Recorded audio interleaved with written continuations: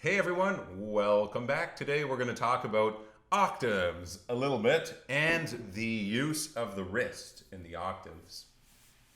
So the wrist, as far as octaves go, I know some people will say that octaves should be played like this.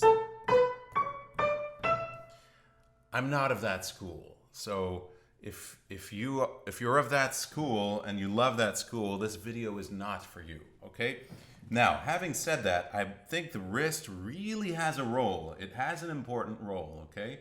Because there needs to be a flexibility in the wrist. So we're looking at specifically scale passages with octaves. For example, in Schumann Papillon, Opus 2, we have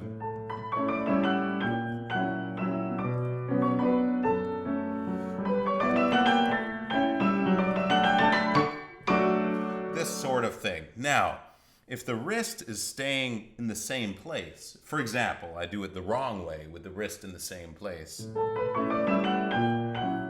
this becomes a little tiring and difficult to do because we're not moving. And for the wrist to stay in place, really what happens is the arm needs to be a little tense, and that's not good. So this is a D major scale.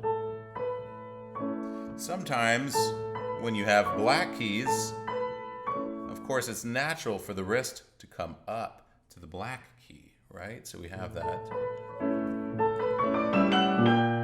So here we're going up to the black key, sometimes back down on the white keys, and often up at the end of the scale. This really helps. So that's exactly what we have. I hope you can see that played on slow motion.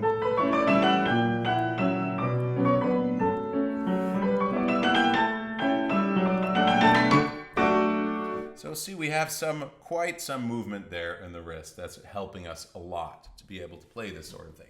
Now, what do you do if you have just a C major scale? That's a little harder. When you have a C major scale, it helps to put a little, maybe we could call it an artificial movement of the wrist. It's still real, right? We're not using it with black keys, but the black keys were helping us, right?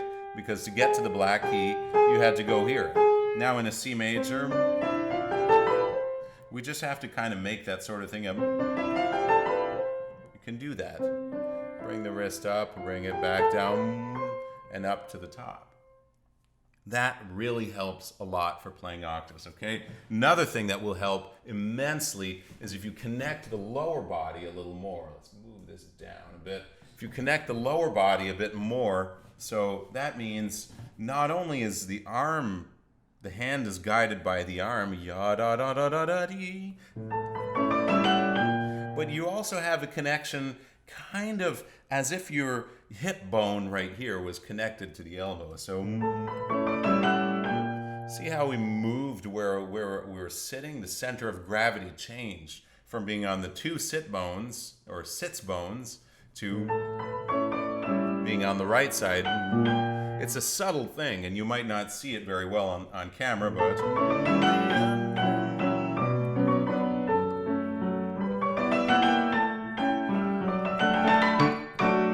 that's the sort of thing. Now, here, I'm going to give you another example here. This is from the Liszt Sonata. Now, this time in the left hand, just after that beautiful passage.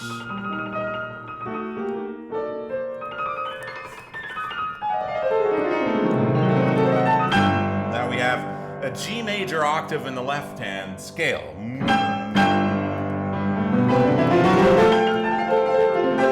Now again, once again, really help. These are very fast, very difficult octaves for the left hand on top of it. So, if we have a bit of that flexibility here, since it's G major, we'd only have the F sharp at the end. So that's not helping very much. So we need to get some kind of movement here, right? We go from here to here, even though we're continuing. As well as this being guided from where you're sitting, from your center of gravity. So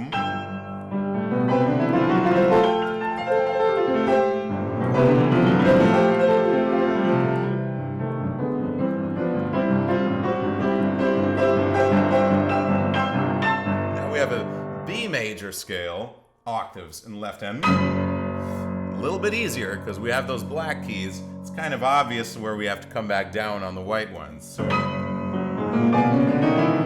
forget the scale.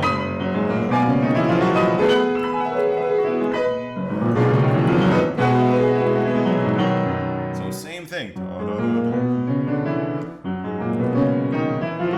That's it. Can't remember the scale. So see them.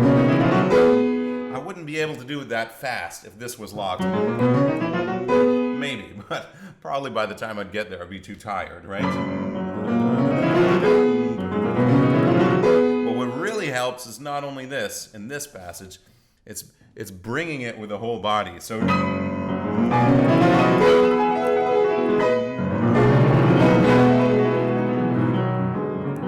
etc. Okay, one more little passage because I know everyone's gonna love this one. In the A flat major Polonaise, you have that famous and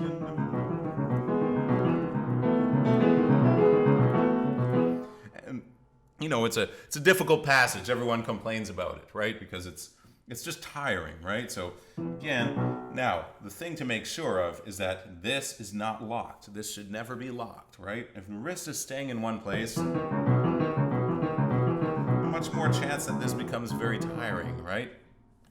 A lot of things we could talk about this. But while keeping on the theme about the wrist here, see that wheel? Now it's making a wheel from the B to the E. Down, up, down, up, down, up, down, up.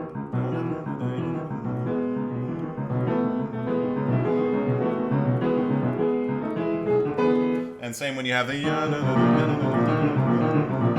now this one is kind of the other way around, all right? So you have this one with the two black keys in the middle. So we're a little higher on the black keys and we're going down, up. Now this time we're going like, it's a little easier to do this one up, right? Up, down, you can experiment with that, but as long as you have that flexibility in the wrist, that should work out very well. Happy practicing. Peace, over and out. Don't forget to like the video if you like it. Look at our Patreon page if you want to support us. Send me anything, anytime you'd like me to listen to on Patreon. For now, as long as we don't have too many patrons, you can send me as many things as you like, as often as you like. And stay tuned for our calendar for live sessions coming up soon. Take care. Over and out.